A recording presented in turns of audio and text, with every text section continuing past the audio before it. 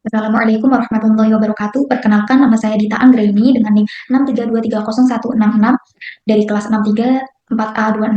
Saya di sini akan bertujuan untuk memenuhi tugas kuliah, yaitu penganggaran perusahaan, dan saya akan membahas salah satu topik penting dalam dunia bisnis, yaitu sales forecasting atau peramalan penjualan.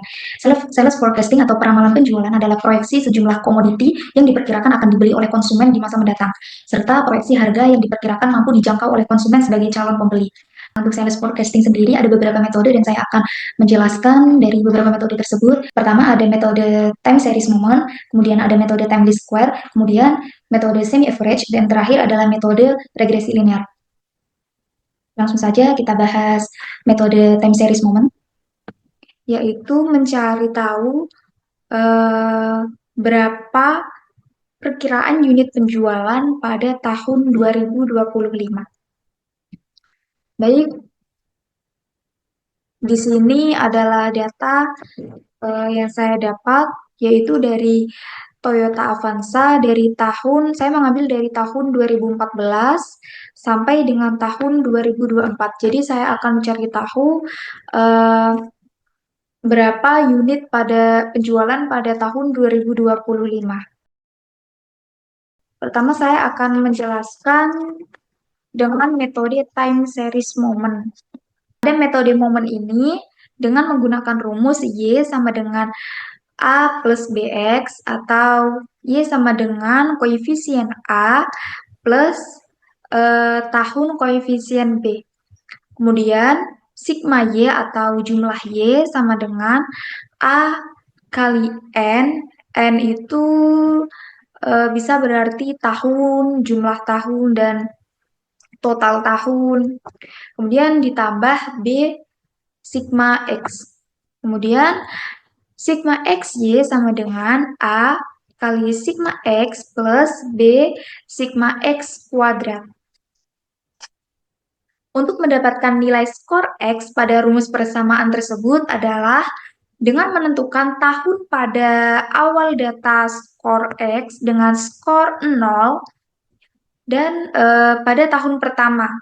Kemudian tahun berikutnya dengan angka 1, 2, 3, dan seterusnya.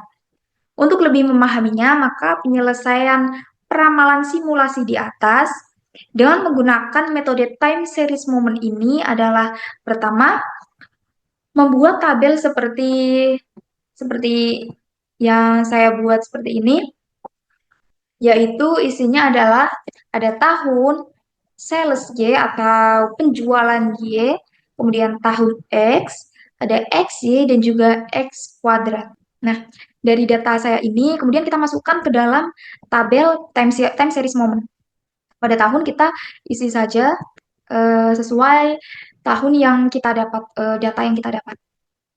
Kemudian, di sini jangan lupa kita kasih jumlah, dan di sini kita kasih tahun yang akan kita cari, kita analisis. Kemudian pada penjualan Y yaitu ini, unit penjualan yang akan kita gunakan. Oke. Pada tahun X dimulai dari angka 0, kemudian seperti yang saya jelaskan tadi, yaitu dimulai dari angka 0, kemudian 1, 2, 3, dan berikutnya. Jadi berhentinya di angka 10. Kemudian pada XY, ini adalah perkalian dari sales Y dikali dengan tahun X. Kalian antara sales Y dengan tahun X itu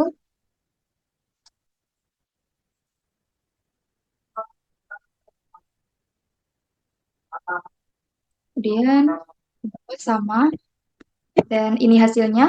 Selanjutnya pada X kuadrat adalah bentuk pangkat 2 dari tahun X. Jadi 0 pangkat 2-nya, 1 pangkat 2-nya, dan seterusnya. Kita jumlahkan semua dari sales Y sampai dengan X kuadrat.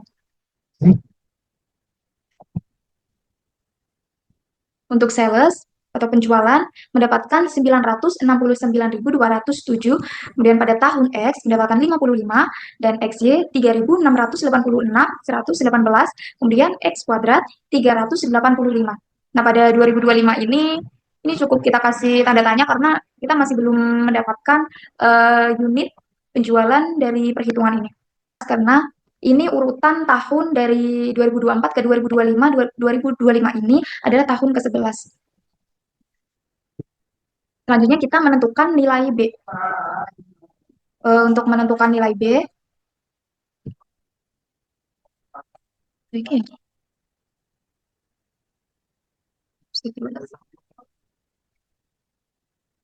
Pertama, menggunakan rumus yang tadi adalah XY sama dengan AN plus B sigma X. Nah, menggunakan rumus tersebut, kemudian kita masukkan angkanya ke dalam rumus. XY ini adalah ini 969.207, yaitu jumlah penjualan. Kita masukkan. Selanjutnya sama dengan AN plus B sigma X. AN adalah nilai 11 ini, tahun yang kita analisis. Plus B sigma X. B sigma X ini, B itu ini, tahun jumlah tahunnya, jumlah tahun dari 2014 sampai dengan 2024. Oke, selanjutnya kita masuk pada rumus kedua, yaitu sigma XY sama dengan A sigma X plus B sigma X kuadrat. Kita masukkan.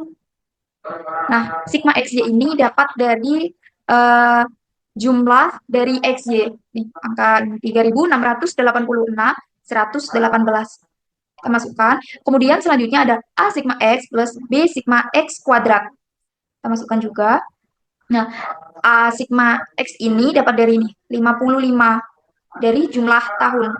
Kemudian 385 B ini dapat dari penjumlahan X kuadrat. Ini kan ada X kuadrat, jadi jumlah dari X kuadrat. Selanjutnya, karena di sini dari A ini ataupun B nilainya tidak ada yang sama, jadi memungkinkan kita tidak bisa menghitungnya atau kesulitan dalam menghitungnya. Jadi untuk mempermudah kita bisa menyamakan nilai dari salah satu antara A ataupun B.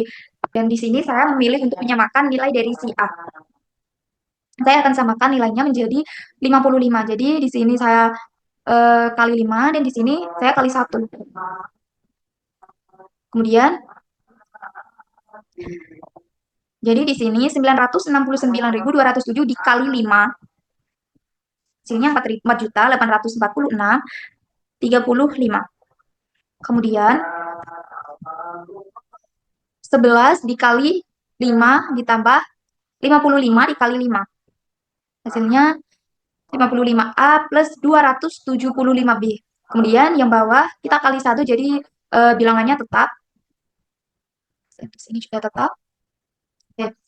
Nah, kalau udah seperti ini tinggal kita kurangin. Jadi 4.846.35 ini kita kurangi dengan 3.686.118 rupiah.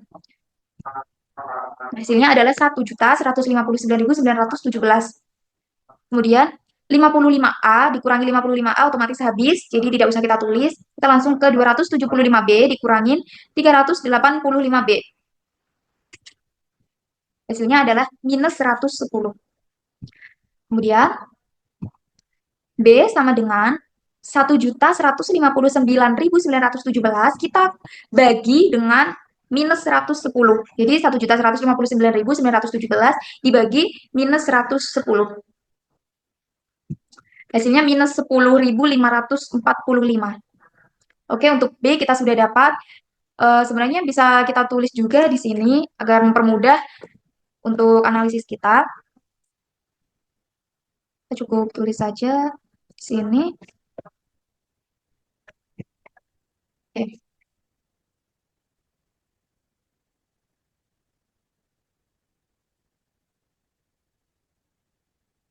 Oke. Selanjutnya, untuk menentukan A, masukkan salah satu persamaan.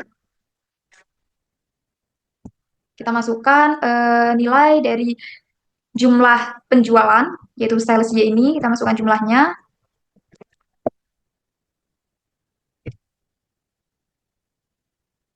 Oke. Selanjutnya, sama dengan 11A ditambah 55. Nih, 11A ditambah 55 dikali minus 10, 10.545. 11A ini dari sini, dari tahun 2025. 55-nya dari jumlah tahun dan minus 10.545 dari B, nilai B. Kemudian 969.207 sama dengan kita hitung terlebih dahulu 55 dikali minus 10.545. Oke, hasilnya adalah minus 579.975. Kemudian kita pindah ruas 19 kita pindah ruas 11A sama dengan pindah ruas 11A sama dengan 969.207 ini kita pindah ke sini dikurangi minus 579.975. Nah, kalau minus ketemu minus otomatis dia akan menjadi plus atau tambah. Jadi 969.207 ini ditambah dengan 579.975 rupiah. Oke. Hasilnya adalah 1.549.182 rupiah. Kemudian di sini A sama dengan, nah di sini 1.549.182 ini kita bagi dengan 11A. Hasilnya akan ketemu 140.835. Ini adalah hasil nilai A. Ini kita tulis A. Kemudian masukkan angka yang sudah ketemu tadi, nilainya 140.835. Oke.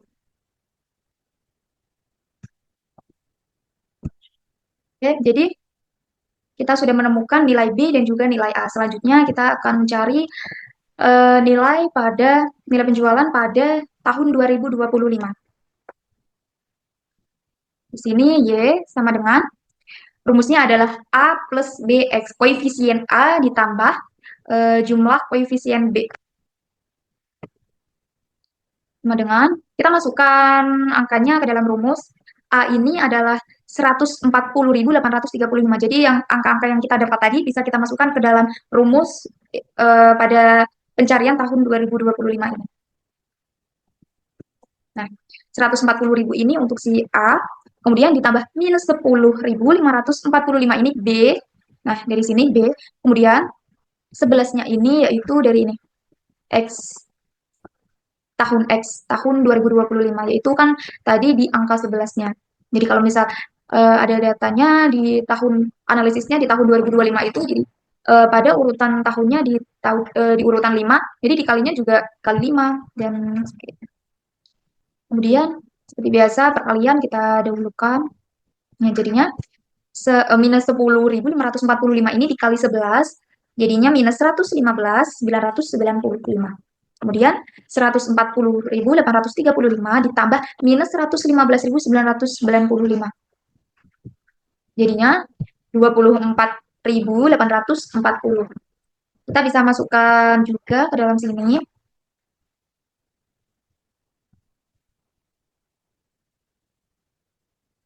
Oke. Nah, jadi di sini adalah angka-angka yang kita cari tadi dan hasil yang kita cari ini adalah unitnya 24.840. Jadi pada tahun 2025 kita mendapatkan 24.840 rupiah. Nah, setelah kita mendapatkan jumlah unit pada tahun yang kita analisis yaitu 2025, sekarang kita membuat diagramnya. Jadi pertama kita blok dulu tahun dan juga sales dari tahun 2014 sampai dengan 2024. Kita blok, kemudian kita pilih sisipkan, kemudian bagan yang dianjurkan. Nah, pilih yang ketiga. Klik OK. Nah, sudah jadi, kita tinggal taruh di sampingnya sini saja. Oke, sudah jadi. Jadi seperti itu untuk cara membuat diagramnya. Jadi, besar peramalan anggaran penjualan untuk tahun 2025 dengan menggunakan metode time series moment adalah sebanyak Rp24.840. Kemudian yang kedua adalah metode time least square. Nah, seperti tadi kita harus membuat tabel terlebih dahulu, ada tahun sales Y atau penjualan Y, tahun X, XY, dan X kuadrat. Sebenarnya hampir sama seperti tadi, tapi nanti ada pembedaan pada tahunnya. Kita isi saja di sini. Masih sama seperti tadi, jadi langsung saja ini sampai 2025. Oke. Kemudian untuk sales juga masih sama.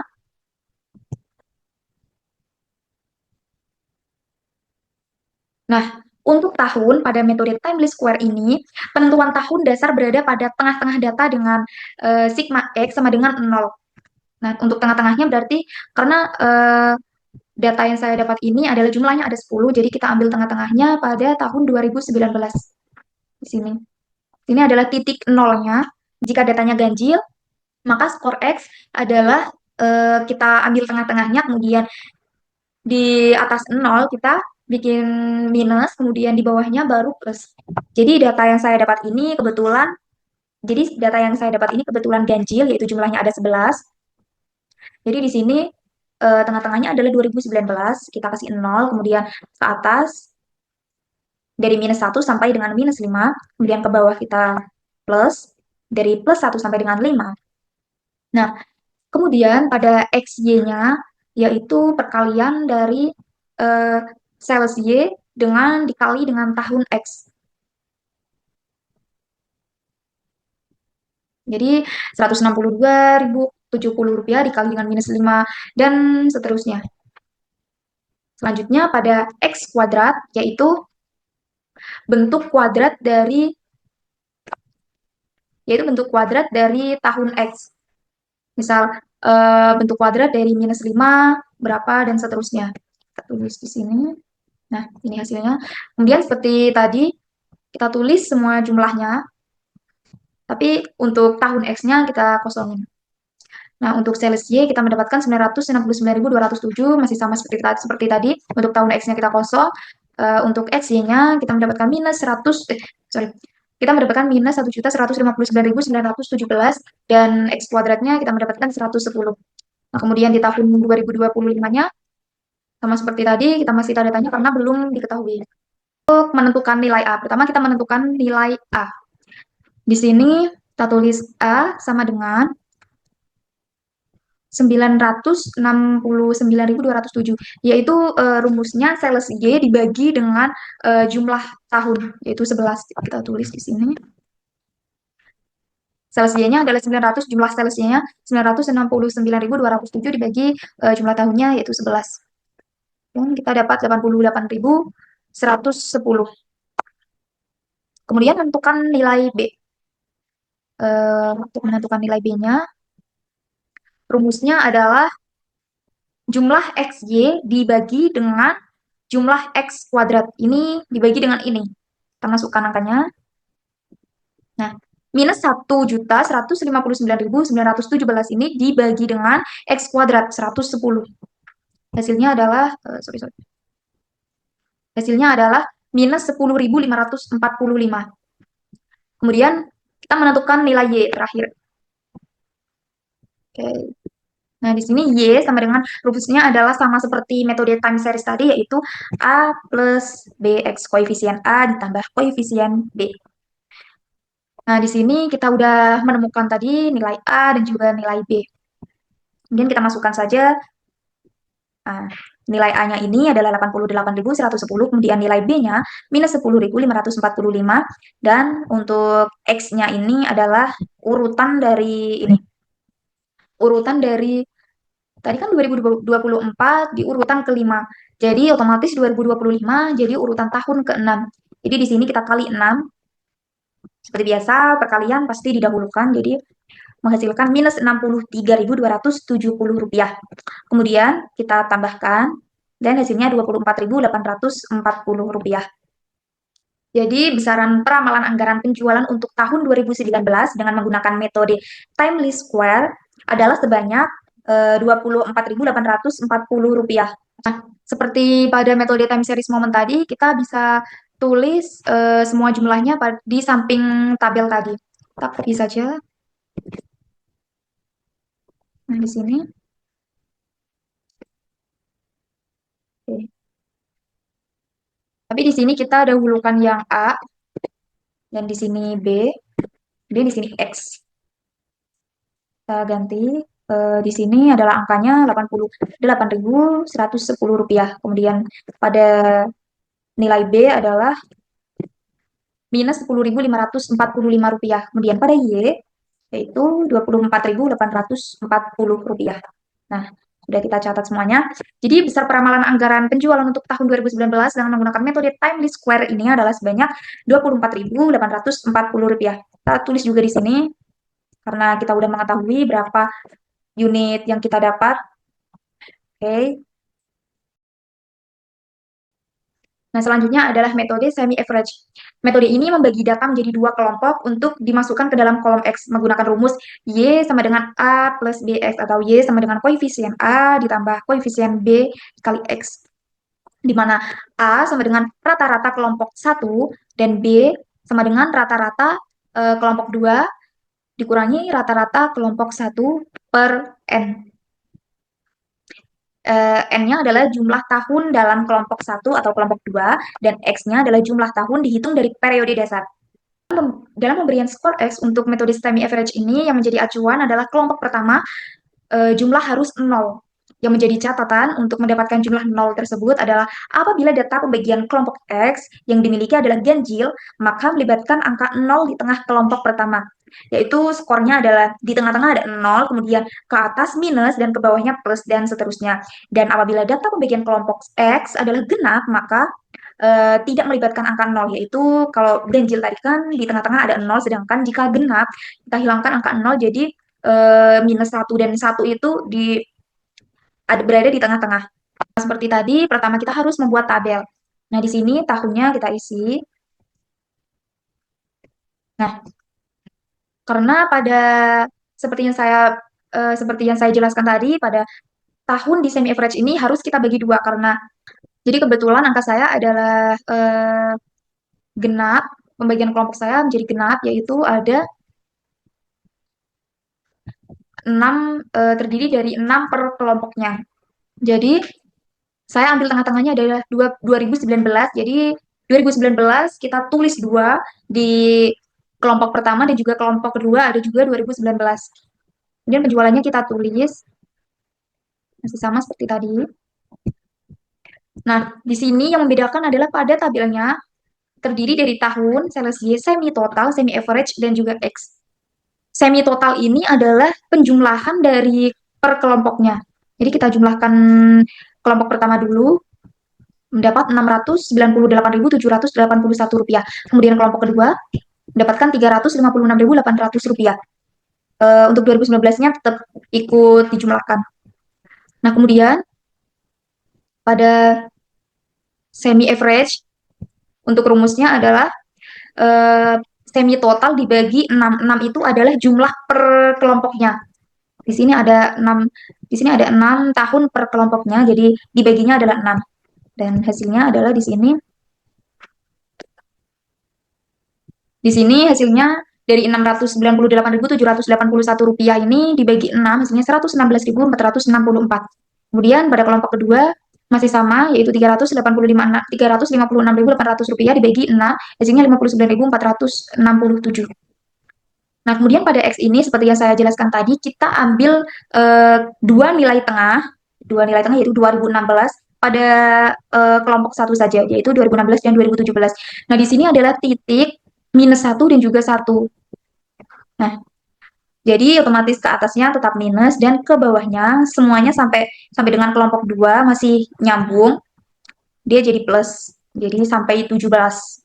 Nah, otomatis di tahun 2025 dia menjadi angka 19. Oh iya, X ini seperti yang saya jelaskan tadi, apabila data pembagian kelompok X-nya genap, maka tidak melibatkan angka 0. Jadi seperti ini. Tetapi melibatkan angka-angka ganjil. Jadi ini seperti 1, habis itu 3, 5, dan seterusnya. Selanjutnya, pertama kita mencari nilai A. Nilai A diambil dari rata-rata kelompok pertama. Kelompok pertama yaitu ini dari 2014 sampai dengan 2019. A sama dengan 116.464. Nilai A diambil dari rata-rata kelompok pertama. Kelompok pertama adalah ini. Nilai rata-ratanya adalah 116.464. Langsung saja kita tulis di sini A sama dengan 116.464. Kita sama seperti tadi, kita masukkan, kita buat tabel lagi. Oke, masukkan nilai A. Oke. Selanjutnya adalah nilai B. Kita mencari nilai B-nya. Rumus nilai B-nya adalah 59.467 dikurangi 116.464 dibagi 6, yaitu kelompok kedua. Kelompok kedua adalah ini, yaitu kita ambil dari semi average dari kelompok kedua, dikurangi kelompok pertama, masih di semi average-nya, dibagi 6. 6 adalah jumlah per kelompoknya, dibagi 6. Kemudian, ini dikurangin dulu, hasilnya adalah minus 56.997 dibagi 6. Hasilnya adalah minus 9.499. Kita masukkan lagi ke dalam sini. Oke. Selanjutnya, besar anggaran tahun 2025. Kita mencari Y. Y sama dengan 116.464 ini dari kelompok pertama, semi average, jumlah dari semi average-nya. Ditambah minus 4.750. Kenapa bisa mendapatkan minus 4.750 ini? Nah, karena nilai antara X berinterval 2, maka 9.000 minus 9.499 nilai B kita bagi 2. Dan hasilnya adalah minus 4.750 rupiah. Kemudian kita kalikan 19. 19 dari mana? 19 adalah tahun 2025. Kemudian kita masukkan seperti biasa, perkalian kita awalkan. Nah, jadinya 116.464 ditambah minus 90.250 rupiah. Kemudian kita tambahkan, hasilnya adalah 26.214. Kita masukkan ke dalam kolom, dalam tabel. Oke. Jadi, besar anggaran penjualan untuk tahun 2025 dengan menggunakan metode semi average adalah sebanyak Rp26.214. Oke, selanjutnya adalah yang terakhir kita akan membahas metode analisis regresi dan korelasi. Perubahan tingkat penjualan terjadi tidak hanya ditentukan oleh pola penjualan saja, akan tetapi dapat juga ditentukan oleh faktor lain seperti pendapatan masyarakat, kondisi perekonomian, jumlah penduduk atau populasi, promosi, dan sebagainya. Untuk menggali hubungan sebab akibat antara beberapa variabel-variabel tersebut, digunakanlah analisis, korelasi, dan regresi ini. Analisis regresi yang dapat dijelaskan di sini antara lain adalah regresi sederhana linear persamaan regresi sederhana Y sama dengan A plus BX, di mana A dan B adalah koefisien yang harus dicari dengan menggunakan rumus sebagai berikut. Jika hasil B bernilai positif, menunjukkan hubungan X dan Y searah. Dan jika hasil B bernilai negatif, menunjukkan hubungan X dan Y berlawanan arah. Oke, langsung saja kita bahas. Langkah pertama yang harus kita lakukan untuk metode korelasi regresi ini adalah seperti metode-metode yang lain. Yang pertama, kita harus membuat tabel sebagai berikut. Nah, dalam tabel metode korelasi ini terdapat tahun, hasil penjualan yaitu Y, biaya promosi yaitu X, X kuadrat, dan XY. Nah, untuk tahun, kebetulan data yang saya gunakan ini masih sama dengan data metode-metode sebelumnya. Jadi, kita langsung isi saja. Untuk penjualan juga sama. Nah, untuk biaya promosi ini juga kita sudah dapatkan. Kemudian untuk X kuadrat ini adalah bentuk pangkat 2 dari biaya promosi atau X. Oke. Kemudian untuk XY, XY ini adalah bentuk perkalian antara Y dan X, hasil penjualan dan juga biaya promosi. Jadi hasil penjualan dikali biaya promosi, hasilnya adalah XY. Jika semuanya sudah diisi, kemudian kita jumlahkan dari Y, ya, hasil penjualan, jumlahnya adalah Rp969.207. Kemudian biaya promosi, hasilnya 757. Kemudian X kuadrat, 54.213. Yang terakhir XY, Rp62.071.373. Kemudian, kalau sudah sampai jumlah, kita masuk ke rumusnya, yaitu ada sigma X dikali sigma X kuadrat dikurangi sigma X dikali sigma XY. Nah, sigma Y ini adalah jumlah dari hasil penjualan, hasil Y, yaitu sigma Y 969.207. Kita tulis di sini, kemudian kali sigma X kuadrat. Ini adalah bentuk jumlah dari X kuadrat. 54.213 kita masukkan juga, kemudian dikurangi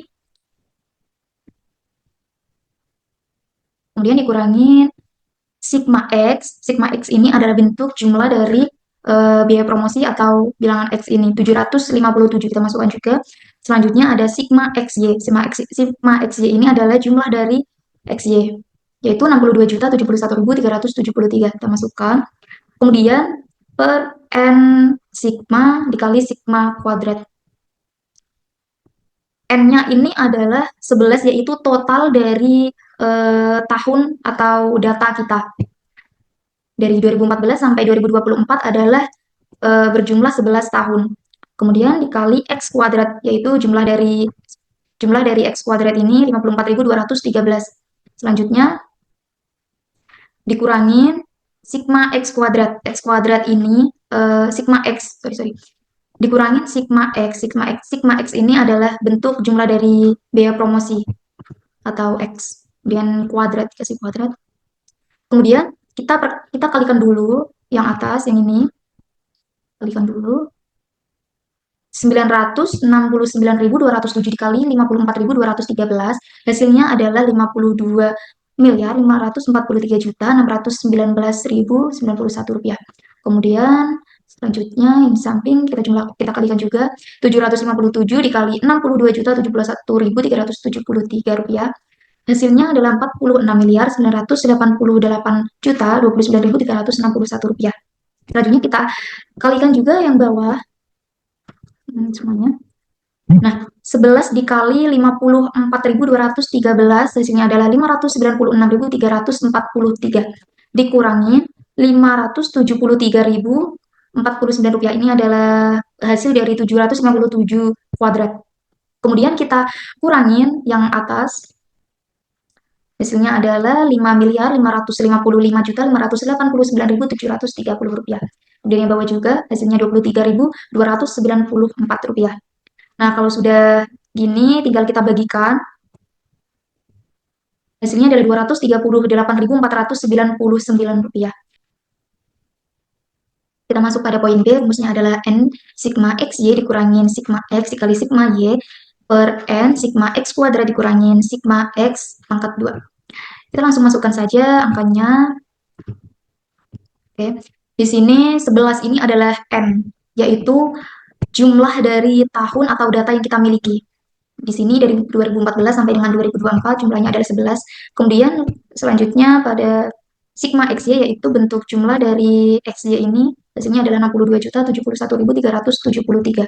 Kemudian dikurangin sigma X dikali sigma Y. Sigma X adalah hasil penjumlahan dari biaya promosi atau X, 757. Kita masukkan. Selanjutnya sigma Y, yaitu jumlah dari hasil penjualan, yaitu sebesar 969.207. Kita masukkan juga. Kemudian yang bawah kita juga masukkan. N ini adalah 11, yaitu jumlah tahun. Kemudian X kuadrat adalah jumlah dari X kuadrat 54.213. Kemudian dikurangin sigma X. Sigma X adalah 757. Kemudian dikuadratkan. Selanjutnya kita kalikan yang atas dulu, yaitu 11 dikali 62.071.373 rupiah dikurangin 757 dikali 969.207. Hasilnya adalah 682.785.103 rupiah dikurangin 733.689.699 rupiah. Kemudian yang bawah kita kalikan juga. Hasilnya 596.343 dikurangi 573.049 rupiah. Selanjutnya, karena sudah kita kalikan, kita tinggal pengurangan yang atas dan juga yang bawah. Hasilnya untuk yang atas adalah minus 50.904.596. Yang bawah 23.294. Jika sudah begini, tinggal kita bagikan. Hasilnya adalah minus 2.185. Nah, kita udah mengetahui nilai A dan juga nilai B. Selanjutnya kita masuk pada poin Y. Nah, untuk poin Y ini rumusnya adalah A plus BX. Kita langsung saja masuk ke angkanya. Untuk A, ini adalah nilai dari A ini. Perhitungan yang sudah kita hitung tadi, yaitu Rp238.499. Kita masukkan ke sini. Kemudian ditambah BX. Nah, BXB ini adalah ini perhitungan ini nilai dari B yaitu minus 2.185. Selanjutnya kita pindah ruas. Untuk B kita pindah minus 2.185 rupiah sama dengan 24.840 rupiah ini dapat dari mana? Nilai ini adalah dapat dari time least square. Jumlahnya Y dari time least square atau bisa juga dari time series moment. Karena di sini nilai dari time series moment dan juga time least square yang saya punya nilainya sama, jadi kita tinggal ambil salah satu dari kedua metode tersebut. Kita balik lagi, kita masukkan ke sini, kemudian dikurangi A, nilai A tadi, Rp238.499. Kemudian X sama dengan kita kurangi Rp24.840 dikurangi Rp238.499, hasilnya minus Rp213.659. Kita bagi dengan nilai B tadi yaitu minus Rp2.185. Hasilnya adalah 98. Maka tenaga pemasar yang harus dipersiapkan untuk menghasilkan penjualan sebanyak Rp24.840 adalah sebanyak 98 tenaga pemasar. Jumlah inilah yang akan kita jadikan sebagai patokan di dalam perencanaan untuk pada tahun mendatang. Nah, karena sudah diketahui semua antara A, B, dan Y, kita tinggal masukkan ke dalam tabel tersebut. Jadi lebih gampang untuk kita mengetahui. Baiklah, cukup sekian penjelasan dari saya. Kurang lebihnya mohon maaf. Wassalamualaikum warahmatullahi wabarakatuh.